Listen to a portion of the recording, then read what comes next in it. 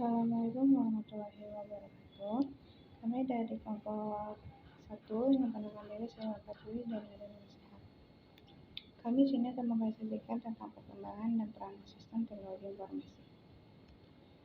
Perkembangan sistem teknologi informasi dibagi menjadi 4, yaitu definisi sistem teknologi informasi. Yang kedua, sejarah perkembangan sistem teknologi informasi. Yang ketiga, perkembangan sistem teknologi informasi, dan keempat, dampak perkembangan sistem teknologi informasi. Yang pertama ada perkembangan sistem teknologi informasi. Definisi perkembangan sistem teknologi informasi.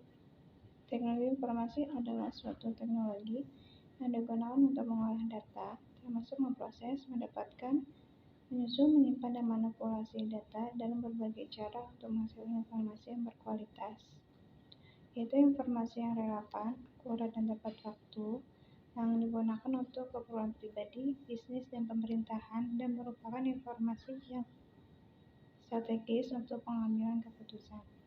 Teknologi ini merupakan menggunakan seperangkat komputer untuk mengolah data, sistem jaringan untuk menghubungkan satu komputer dengan komputer lainnya, sesuai dengan kebutuhan, dan teknologi telekomunikasi digunakan agar data dapat disebar dan diakses secara global.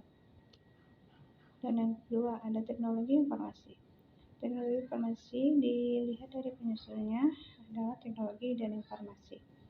Secara mudahnya, teknologi informasi adalah hasil rekayasa manusia terhadap proses penyampaian informasi dari bagian pengirim dan penerima, sehingga pengiriman informasi tersebut akan lebih cepat, lebih luas sebarannya, dan lebih lama penyimpanannya. Yang ketiga ada sistem informasi. Sistem informasi adalah kombinasi dari teknologi informasi dan aktivitas orang yang menggunakan teknologi itu untuk mendukung operasi dan manajemen. Dalam arti sangat luas, inilah sistem informasi yang sering digunakan untuk merujuk kepada interaksi kepada orang, proses, algoritmik, data, dan teknologi. Di sini ada sejarah perkembangan sistem teknologi informasi. Yang pertama ada perkembangan teknologi era komputerisasi. Periode ini dimulai sejak sekitar tahun 1960-an, ketika mini komputer dan mainframe diperkenalkan ke perusahaan seperti IBM ke dunia industri. Kemampuan menghitung yang sedemikian cepat menyebabkan banyak sekali perusahaan memanfaatkannya untuk keperluan pengolahan data. Pemakaian komputer di masa ini ditunjukkan untuk meningkatkan efisiensi karena terbukti untuk memperkerjakan pekerjaan tertentu mempergunakan komputer jauh lebih efisien dari segi waktu dan biaya dibandingkan dengan memperkerjakan berpuluh-puluh sumber daya manusia untuk hal serupa. Yang kedua ada era kemajuan teknologi informasi. Kemajuan teknologi yang dipadu dengan telekomunikasi telah membawa komputer memasuki masa revolusinya. Di awal tahun 1970-an, teknologi PC atau personal komputer mulai diperkenalkan sebagai alternatif pengganti mini komputer. Pada era inilah komputer memasuki babak barunya, yaitu sebagai suatu fasilitas yang dapat memberikan keuntungan kompetitif bagi perusahaan, terutama yang bergerak di bidang pelayanan atau jasa. Yang terakhir ada perkembangan teknologi era globalisasi informasi. Di tahun sekarang sudah hampir semua pekerjaan dari pendidikan, perusahaan maupun pemerintahan menggunakan teknologi informasi dan komunikasi di informatika. Dikarenakan di zaman yang semakin canggih dan juga semakin praktis, pekerjaan yang berkaitan dengan teknologi membuat pekerjaan semakin cepat selesai, ya dengan ide-ide baru tentang internet. Dalam pendidikan membuat para pelajar juga lebih cepat mendapatkan informasi dan ilmu dari internet. Perusahaan pun juga membuat para pekerja lebih cepat menyelesaikan pekerjaan, yang membuat sebuah perusahaan berkembang dengan cepat. Dan yang terakhir yaitu pemerintahan. Pemerintahan juga membuat jalannya negara, menjadikan perusahaan lebih terarah, dan membuat kebutuhan ekonomi negara, kebutuhan pemerintahan lainnya juga terjamin.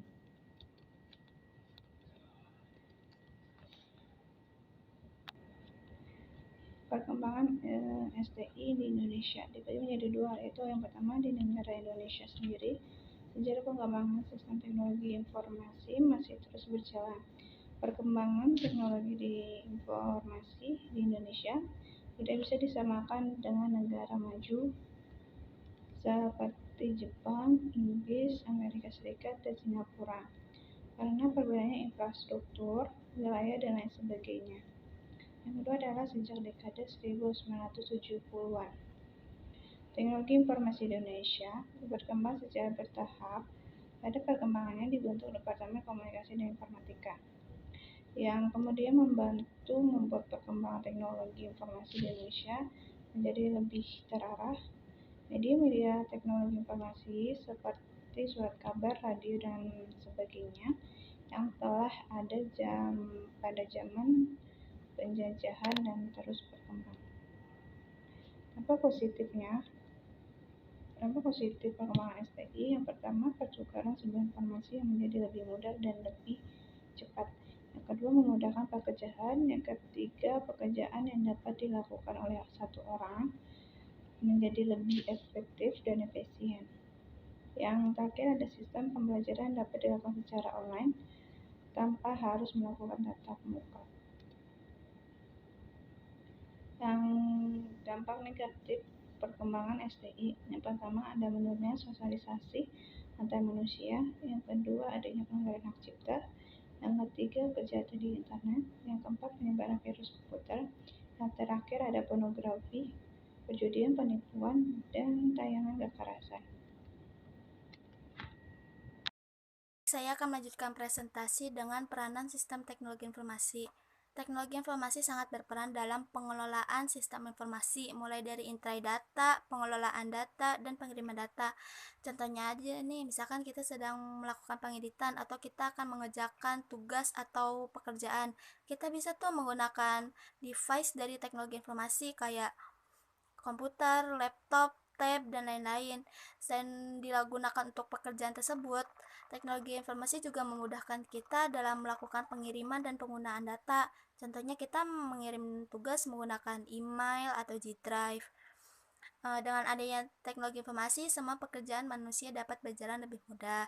Sistem informasi manajemen adalah satu kesatuan unsur-unsur yang saling berkaitan satu sama lain, mulai dari pengumpulan informasi, penyimpanan informasi, dan pembagian informasi. Selanjutnya adalah peranan sistem informasi dan teknologi informasi bagi masa depan organisasi, yaitu yang pertama, mendukung proses dan operasi bisnis di organisasi.